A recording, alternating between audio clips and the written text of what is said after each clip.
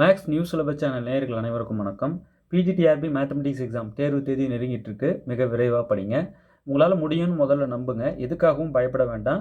ஒரு 1300 வீடியோ கிட்ட போட்டுட்டோம். அந்த வீடியோஸ் எல்லாத்தையும் பார்த்துட்டா ஓகே நம்ம படிச்சிட்டோன்ற உணர்வு தானாக வரும். அத்தனை வீடியோஸும் நான் உங்களுக்கு ஃப்ரீயாக அனுப்பி வைக்கிறேன்.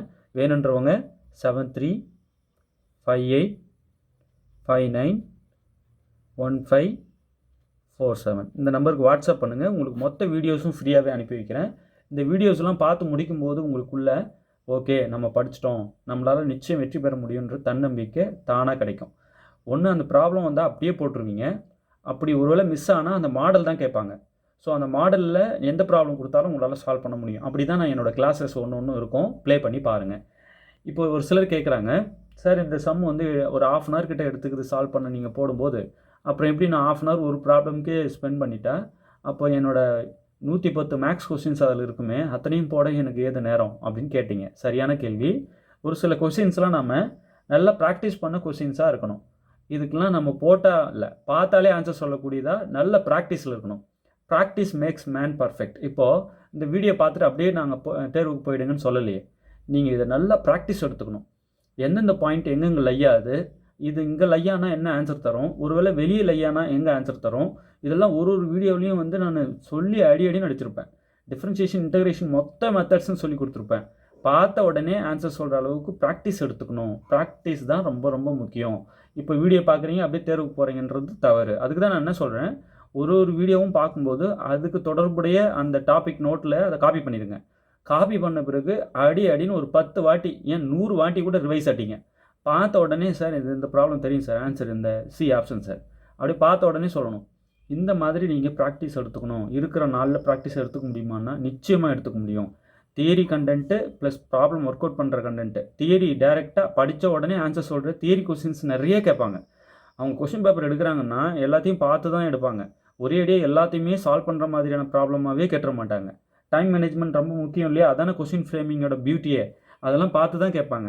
எங்கே உங்களுக்கு எக்ஸாமில் வந்து இந்த இப்போ நான் சொல்லிக் கொடுக்குற மெத்தடு, இந்த சொல்லிக் கொடுக்குற ஒவ்வொரு ப்ராப்ளம் அப்ரோச் பண்ணுற விதம், இது வந்து உங்களை எங்கே வந்து காப்பாற்றோம்னா, ஒரு வேளை க்ரியேட்டிவாக கொஸ்டின் கேட்டாங்கன்னு வச்சுக்கோங்க, அப்போ சால்வ் பண்ணுற மெத்தடை நீங்கள் லேர்ன் பண்ணியிருந்தா தானே சால்வ் பண்ண முடியும். 1 2 ப்ராப்ளம் இல்லை, ஒரு 10 ப்ராப்ளம் மட்டும் அப்படி வைப்பாங்க.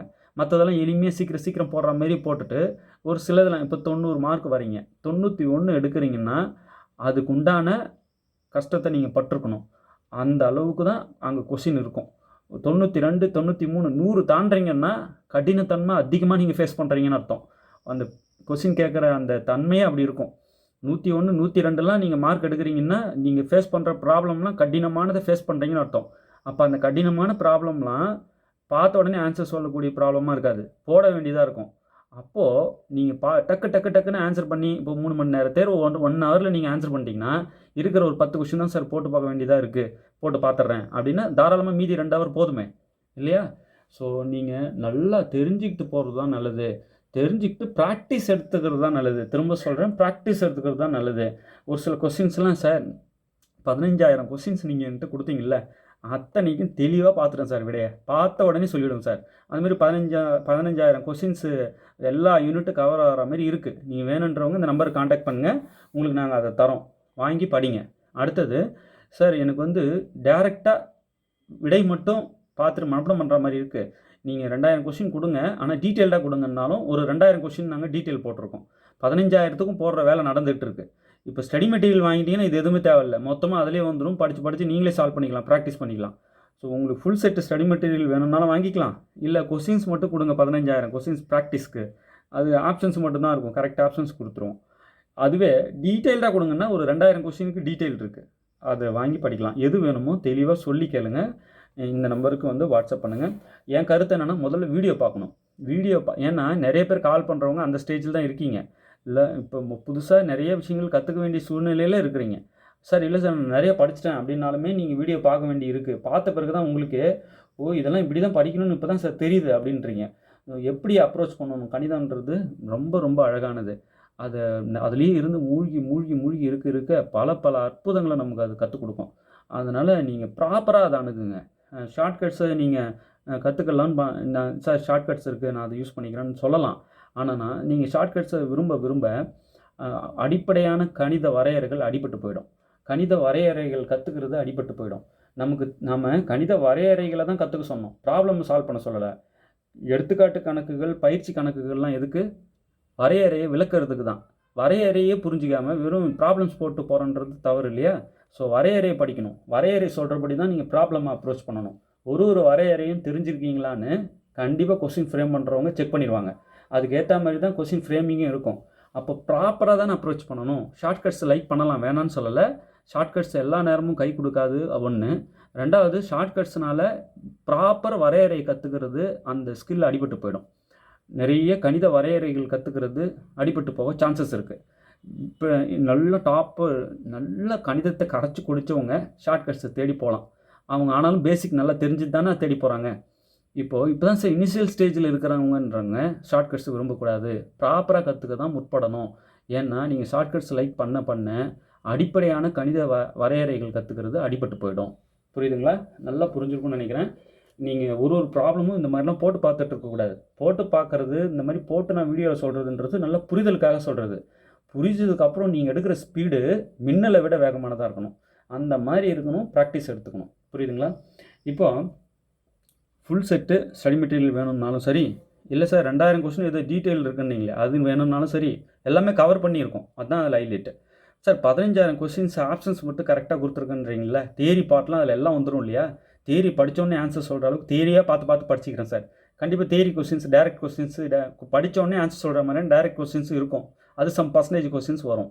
ஒர்க் அவுட் பண்ண ஆன்சர் சொல்கிற மாதிரி ஒரு சில percentage question, some percentage questions வரும்.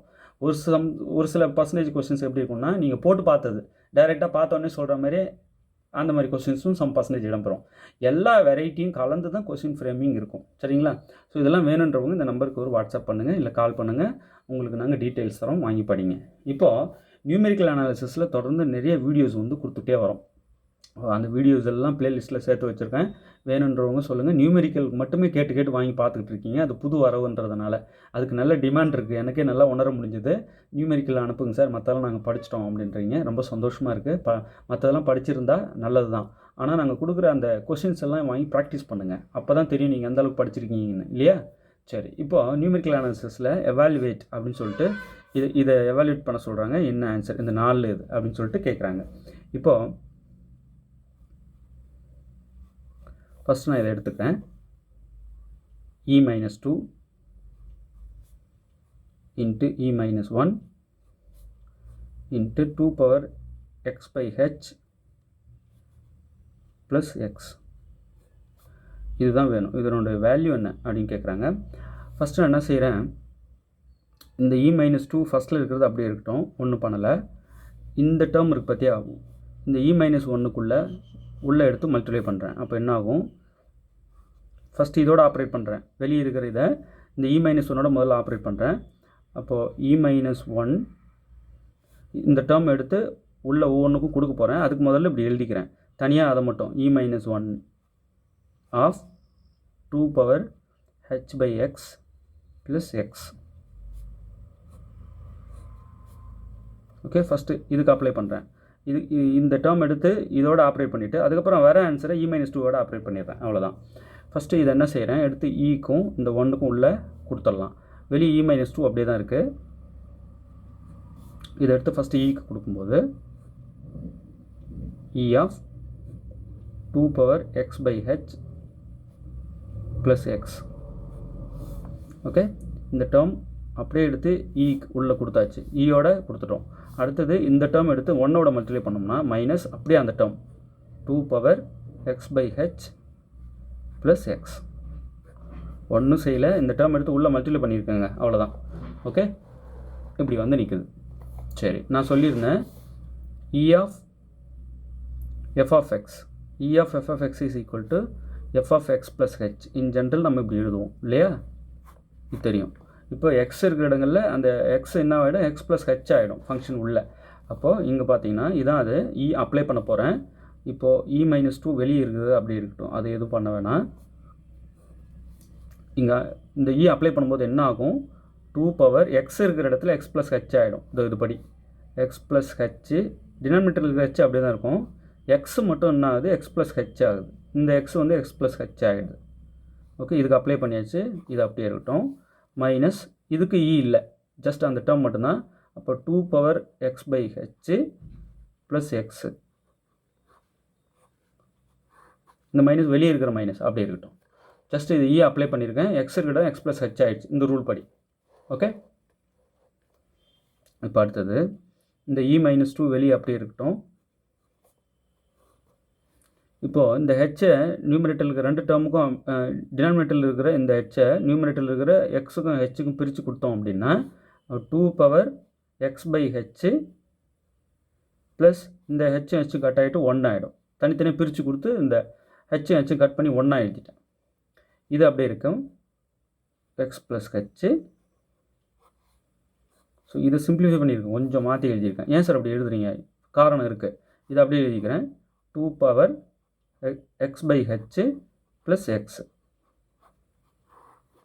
ஓகே, சரி. இப்போ என்ன செய்கிறேன்னா இந்த 2 power x by h plus 1 2 power x by h into 2ன்னு எழுதிக்கலாம் இல்லையா? இந்த 2வை பிரித்து எழுதலாம். அப்போ எப்படி எழுதுறோம் பாருங்கள், -2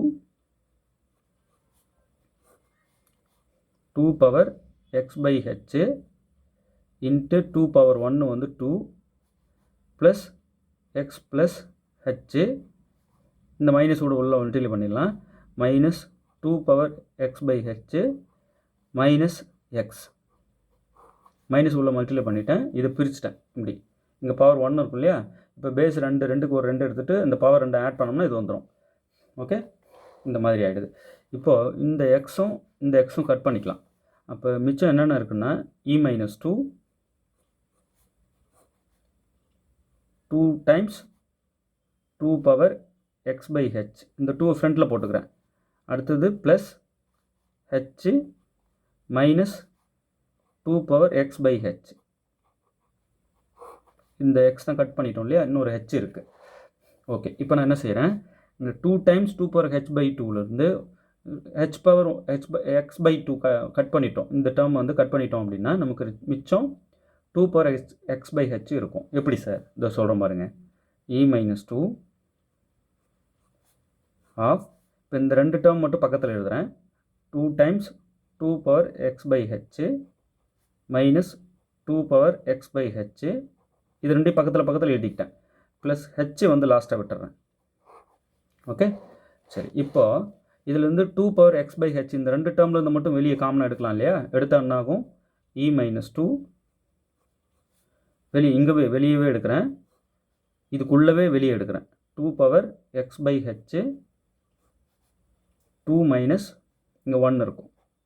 இது காமனாக வெளியே வந்துருச்சுன்னா இங்கே 1 இருக்கும், இங்கே இது காமனாக வெளியே வந்துருச்சுன்னா 2 இருக்கும். ப்ளஸ் ஹெச் 2 மைனஸ் 1 வந்து 1 தானே? அப்போது -2 of 2 power x by h plus h இப்படி ஆகிடும். ஓகே, இப்போ இந்த டேர்ம் எடுத்து உள்ள ஈக்கும் 2க்கும் உள்ள மல்டிப்ளை பண்ணால் திரும்பவும் அதை அப்ளை இந்த -2 அப்ளை ஆகுது. ஃபஸ்ட்டு -1 பாருங்கள், இந்த -1 உள்ளே அப்ளை பண்ணால் ஃபைனலாக எனக்கு இது வந்து நிற்குது. -1 ஆப்ரேட் ஆகிட்டு இந்த டேர்ம் வந்து நிற்குது ஃபைனலாக. அப்புறம் -2 இப்போ ஆப்ரேட் பண்ணுறேன், அதாவது இந்த டேர்ம் எடுத்து உள்ளே ஒன்றுக்கும் கொடுக்கணும். அப்புறம் அப்ளை பண்ணுறோம், of 2 power x by h. நீங்கள் ஒரு தடவை போட்டு பார்க்குறதில்ல, பல தடவை போட்டு பார்த்துட்டு ஆன்சர் பார்த்தோன்னே சொல்லணும், சார் இது தெரியும் சார், இதுக்கு ஆன்சர் நான் அப்படி சொல்லணும். ரைட், இப்போ நான் எப்படி வர வைக்கிறதுன்றது சொல்லிட்டேன்னா, ஒருவேளை மாற்றி கேட்டாங்கன்னா வேறு ஏதாவது சின்ன சேஞ்சஸ் பண்ணிட்டாலும் நீங்கள் போட தெரிஞ்சுக்கணும் இல்லையா? அப்போ போட்டு பார்த்து ஆன்சர் சொல்கிற மாதிரி சம் பர்சன்டேஜ் கொஸ்டின்ஸ் வைப்பாங்க, எல்லாத்தையும் வைக்க மாட்டாங்க. அதை நீங்கள் நல்லா புரிஞ்சுக்கணும். எல்லா கொஸ்டினும் 110 வினாக்களும் போட்டு பார்த்து தான் ஆன்சர் சொல்கிற மாதிரின்னா எங்கே போகிறது டைமுக்கு, அதை நீங்கள் புரிஞ்சுக்கணும். ஒரு சிலதெல்லாம் பேசிக்காக பார்த்தாலே ஆன்சர் சொல்கிற மாதிரி வைப்பாங்க, ஒரு சிலதெல்லாம் ஒர்க் அவுட் பண்ணால் தான் ஆன்சர் கிடைக்கும்ன்ற மாதிரி சொல்லுவாங்க. ஒரு சிலது என்ன தான் ஒர்க் அவுட் பண்ணாலும் கான்செப்ட் தெரிஞ்சிருந்தால் தான் நீங்கள் போட முடியுன்ற மாதிரி கான்செப்ட் செக்கிங் போவாங்க. அப்போ கான்செப்ட் செக்கிங் போகும்போது ஷார்ட்கட் படிக்கிறவங்க லாக் ஆகிடுவாங்க. புரியுதுங்களா? இதுதான் சொல்ல வந்த விஷயம், உங்களுக்கு ரொம்ப நாளாக சொல்லணும்னு நினச்சிட்டு இருந்தேன். இப்போ இது உள்ளே கொடுக்கும்போது of 2 power x by h plus h minus இங்கே உள்ள 2க்கு கொடுக்கும்போது 2 of 2 into 2 power x by h plus h. So இதை எடுத்து 2க்கும் கொடுத்துட்டேன், ஈக்கும் கொடுத்துட்டேன்.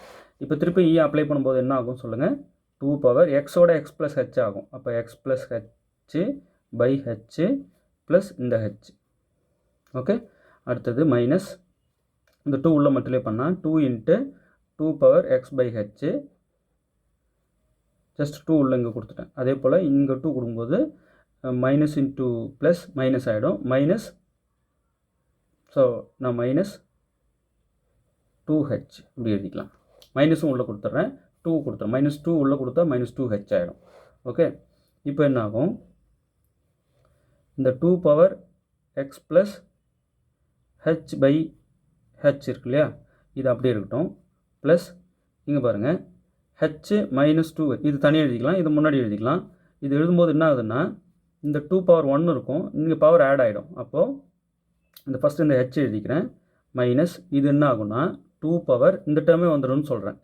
இதோட ஆட் ஆகும்போது என்ன ஆகும், எக்ஸ் பை ஹெச் ப்ளஸ் 1 ஆகிடும். ரெண்டுக்கு ஒரு 2 எடுத்துகிட்டு இந்த பவர்ஸ் 2 ஆட் பண்ணிடுறேன், மைனஸ் 2h அப்படியே இருக்கட்டும். ஓகே, இப்போ இதுவும் சேம் தானே. அதாவது இந்த ஹெச் எடுத்து 1ஓட மல்டிப்ளை பண்ணி இப்படி ஆட் பண்ணிவிட்டு டினாமினேட்டர் ஹெச் போட்டால் இந்த டேர்மே தான் இது. ஸோ நான் என்ன செய்கிறேன், இது ரெண்டையும் கட் பண்ணிக்கலாம். ஏன், இது ப்ளஸ் டேர்ம், இங்கே மைனஸ், அதே சேம் டேர்ம் மைனஸில் இருக்குது, கட் பண்ணிடலாம். அடுத்தது என்னென்ன இருக்குன்னா, எக்ஸ் மைனஸ் 2h இருக்குது. எக்ஸ் மைனஸ் 2hன்றது என்னது, மைனஸ் ஹெச் இல்லையா, நல்லா புரிஞ்சிருக்கும்னு நினைக்கிறேன். ஸோ மைனஸ் ஹெச்ங்கிறது இப்போ இந்த எந்த ஆப்ஷன்லன்னு பாருங்கள், ஆப்ஷன் டி. ஓகே, நல்லா புரிஞ்சிருக்கும்னு நினைக்கிறேன். இதை பல தடவை நீங்கள் போட்டு பார்த்துக்கோங்க, ப்ராக்டிஸ் எடுத்துக்கோங்க. சார் இப்போ சில நேரம் என்ன பண்ணிடுவாங்க, இது 2 ஃபேக்டர்ஸாக இருக்குது இல்லையா, மல்டிப்ளை பண்ணி குவாட்ராட்டிக் ஃபார்மில் கேட்டு உங்களை இது வேல்யூ இதை அப்ளை பண்ண என்ன ஆகும், குழப்பி விட்ருவாங்க. ஆக்சுவலாக அது ஃபேக்டர்ஸை பிரித்து பார்த்தீங்கன்னா இதான் நமக்கு தெரியுமே, மைனஸ் ஹெச். இதையும் போட்டு பார்க்கணும்னு டக்குன்னு அடிக்கலாம் இல்லையா. இப்போது ஒருவேளை உள்ளே ஏதாவது சின்ன சேஞ்ச் கொடுத்துட்றாங்க, இப்போது எக்ஸ் பை ஹெச்சுக்கு பதிலாக வேறு ஏதாவது ஒரு டேர்ம் இங்கே எக்ஸோட வேறு ஒன்று கேட்டுடுறாங்கன்னு வைங்க. அப்போ என்ன பண்ணுவீங்க, உங்களுக்கு இதே தான் மைனஸ் ஹெச் தான் வரும்னு சொல்ல முடியாது. அப்போ போட்டு பார்க்கணும் இல்லையா. அந்த டேர்ம்ஸ் எல்லாம் ஒன்று ஒன்று அப்ளை ஆகும்போது இப்படிலாம் அப்ளை ஆகுது, அது எப்படிலாம் நிதானமாக சிம்பிளிஃபை பண்ணுறேன், அது எப்படி திரும்பவும் தேவையான வடிவத்துக்கு மாற்றி கேன்சல் அவுட்டும் பண்ணுறேன். இந்த இடத்துல பாருங்கள், அந்த திரும்ப பழைய வடிவத்துக்கு வர வச்சு கேன்சல் பண்ணியிருக்கேன். அப்புறம் ஹெச்சும் மைனஸ் 2ஹெச்சும் தனியாக நிற்குது, அப்படி மைனஸ் பண்ணி மைனஸ் ஹெச். இப்போ ஒரு சில ஸ்டெப்ஸ்லாம் இதில் நம்ம ஸ்கிப் பண்ணிக்கலாம். புரிதலுக்காக நல்லா எலாபரேட்டாக சொன்னேன். ஒரு சில இதெல்லாம் நீங்களாகவே என்ன பண்ணிக்கலாம், அண்டர்ஸ்டாண்ட் பண்ணிவிட்டு ஸ்கிப் பண்ணிக்கலாம் இல்லையா. டக்குன்னு போட்டுருங்க சார், அடுத்த ஸ்டேஜுக்கு போயிடுங்க அப்படின்லாம். ஆனால் இனிஷியல் ஸ்டேஜில் இருக்கிறவங்களுக்கு இதெல்லாம் இப்படி இருந்தால் தான் நல்லா புரியும்.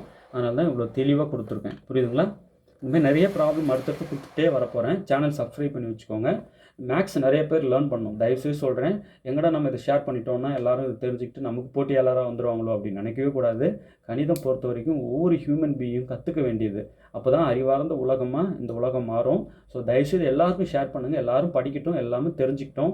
அவங்க தெரிஞ்சுக்கிறதுனால போட்டியாளராக வராங்களோ இல்லையோ, அவங்க வீட்டில் இருக்கிற குழந்தைங்களுக்காக சொல்லிக் கொடுப்பாங்க. இந்த மேத்தமெட்டிக்கல் நாலேஜ் அப்ளை பண்ணி விடுவாங்க. சொல்கிறது மூலிமா அந்த குழந்தைங்களாம் நிறைய கற்றுக்கும் இல்லையா. அதனால் நம்ம தயவுசெய்து சொல்கிறேன், எல்லாருக்கும் ஷேர் பண்ணுங்கள். எல்லோரும் எல்லாத்தையும் தெரிஞ்சுக்கிட்டோம், எல்லாருக்கும் மேக்ஸ் தெரியணுன்ற ஒரே மோட்டோ தான் நம்ம சேனலோட நோக்கமே. தயவுசெய்து எல்லாருக்கும் ஷேர் பண்ணுங்கள், சப்ஸ்கிரைப் பண்ணி வச்சுக்கோங்க. வீடியோ எப்படி இருக்குன்ட்டு கமெண்ட் பண்ணுங்கள், லைக் பண்ணுங்கள். தேர்வில் வெற்றி பெற வாழ்த்துக்கள். தேங்க்யூ.